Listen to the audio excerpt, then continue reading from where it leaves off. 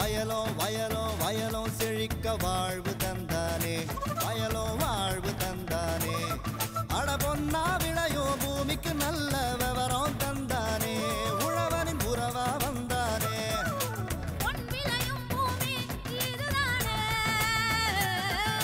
வயலும் வயலும் வயலும் செழிக்க வாழ்வு தந்தானே, வயலும் வாழ்வு தந்தானே.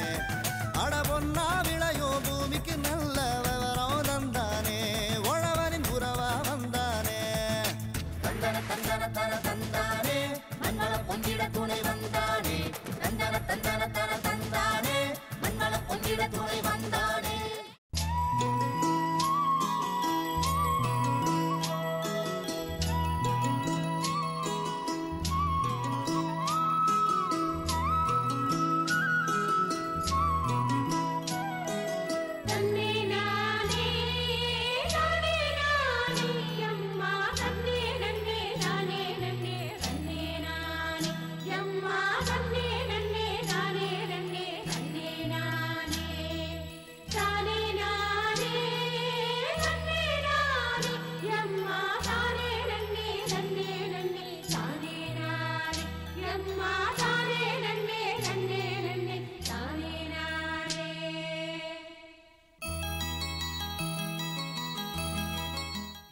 கிராம மக்கள் வேளாண் தொழிலை மட்டுமே செய்து பொருளாதாரத்தை மேம்படுத்திக் கொள்ள முடியவில்லை என்ற நிலை ஏற்பட்ட போது புதிய யுக்தியை கையாள வழிவகுக்கப்பட்டது.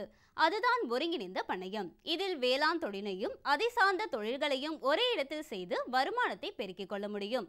விவசாயத்தோடு கறவை மாடு, மீன், கோழி வளர்த்தல், தோட்டப்பயிர் செய்தல், தீவிர பயிரிடுதல் ஆகியவை ஒருங்கிணைந்த பண்ணையத்திற்கு ஏற்றவை. இன்றைய வேளாண் தொழில்நுட்ப பகுதியில் ஒருங்கிணைந்த பண்ணையம் குறித்து விளக்குகிறார் தஞ்சாவூர் மாவட்டம் காட்டுத்தோட்டம் மண் மற்றும் நீர் மேலாண்மை ஆராய்ச்சி நிலைய உழவியல் துறை பேராசிரியர் முனைவர் எஸ் பொற்பாவை அவர்கள்.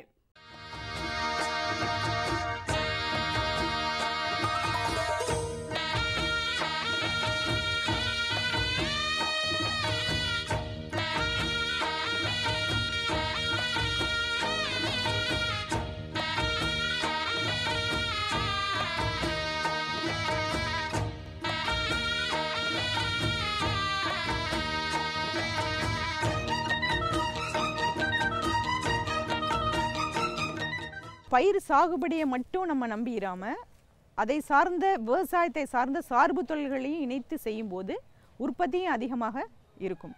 உதாரணமாக விவசாயத்தை சார்ந்த சார்பு தொழில்களான கறவை மாடு வளர்ப்பு, கோழி, ஆடு, மீன் வளர்ப்பு, தோட்டக்கலை பயிர்கள் சாகுபடி செய்தல், தீவன பயிர்கள் சாகுபடி செய்தல் போன்ற தொழில்களை சேர்ந்து இணைத்து செயல்படும் போது ஒரு இடுபொருளுக்கு விளைபொருளுக்கு விலை பற்றாக்குறை ஏற்பட்டாலும் மற்ற பொருட்களிலிருந்து கிடைக்கக்கூடிய விளைபொருட்களை வைத்து ஒரு வருமானத்தை ஈடுகட்ட முடியும். ஒரு சார்பு தொழிலிருந்து கிடைக்கக்கூடிய கழிவுப் பொருள்களும் விளைபொருள்களும் மற்றொரு உப தொழிலுக்கு இடுபொருளாக பயன்படுகிறது. அதிலேருந்து கிடைக்கக்கூடிய கழிவுப் பொருட்களை மறுசுழற்சி செய்து நம்ம மக்க வைக்கும் போது இயற்கை உரமும் கிடைக்கிறது. இதனால் சுற்றுப்புற சூழ்நிலையும் பாதுகாக்கப்படுகிறது, மண் வளமும் பாதுகாக்கப்படுகிறது. ஸோ உதாரணமாக நெல் வயலிலிருந்து கிடைக்கக்கூடிய வைக்கோல் மாட்டுக்கு உணவாக பயன்படுகிறது, மாட்டு எரு வயலுக்கு எருவாக பயன்படுகிறது, பால் வீட்டிற்கு பயன்படுகிறது. எனவே இதை ஒருங்கிணைந்து செயல்படும் போது எந்த பொருளும் விரயமாகவில்லை, எல்லா பொருள்களும் அந்த பண்ணைக்குள்ளேயே மறுசுழற்சி செய்கிறோம். அதனால் அதனுடைய உள்ளீட்டு செலவு குறைகிறது, நிகர லாபம் அதிகமாகிறது, வீட்டிற்கும் உணவும் கிடைக்கிறது. ஸோ நமது ஒருங்கிணைந்த தஞ்சை மாவட்டத்தை பொறுத்தவரையில் பண்ணை குட்டைகள் ஏற்கனவே அதிகமாக இருக்கிறது.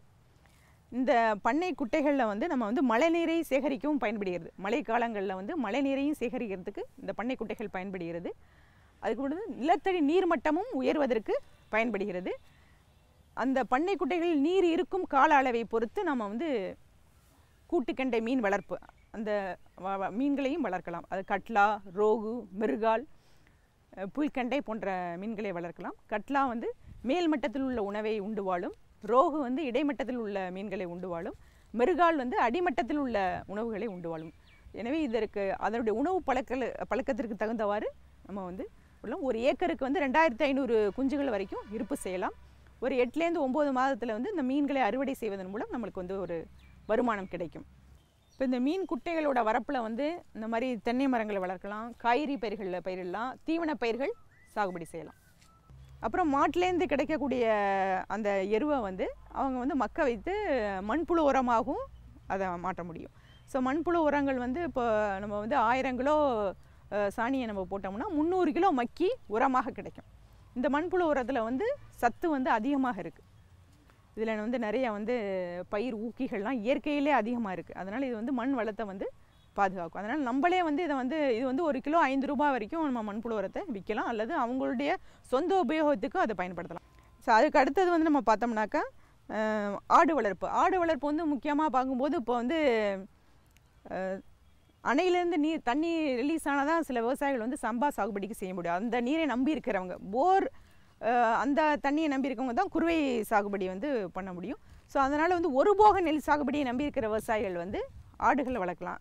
ஸோ 5+1 அந்த மாதிரி டெலிச்சரி இனம் இல்லைன்னா அந்த ஆடுகளை அவங்களுக்கு சூழ்நிலைக்கு தக்கவாறு ஒரு வந்து இதை வந்து அவங்க தேர்ந்தெடுத்துக்கலாம். ஒரு சார்பு தொழிலை அவங்களால வந்து நிர்வாகம் பண்ணக்கூடிய சார்பு தொழில்களை அவங்க தேர்ந்தெடுத்துக்கலாம். இப்போ வந்து அந்த ஆடுகள் வளர்ப்பதனால அவங்களுக்கு வந்து லாபம் கிடைக்கும். அப்போ வந்து நம்ம வந்து சம்பா மட்டும் தான் சாகுபடி செய்யும்போது அவங்களுக்கு மேய்ச்சல் நிலையம் இருக்கும். தீவன பயிர்கள் வந்து இந்த மாதிரி வரப்பு ஓரங்களில் அவங்க பயிரிட்டுக்கலாம். ஸோ அதுலேயும் வந்து அவங்களுக்கு லாபம் கிடைக்கும்.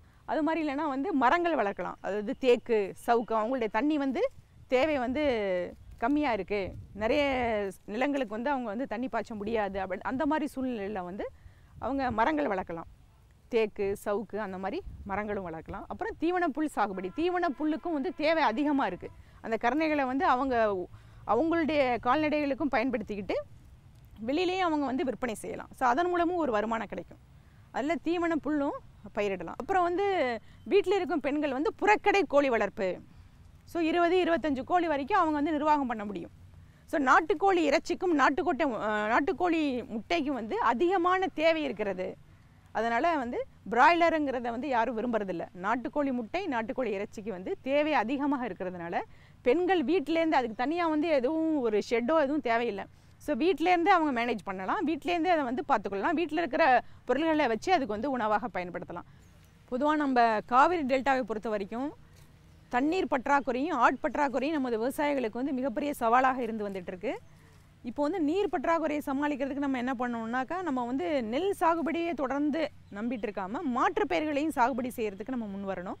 அது மக்காச்சோளம், உளுந்து பயிர், இல்லைன்னா காய்கறிகள், நிலக்கடலை போன்ற பயிர்களை வந்து அவங்களுடைய மண்ணின் தன்மைக்கு தகுந்தவாறு அவங்க தேர்ந்தெடுத்து பயிரிடலாம்.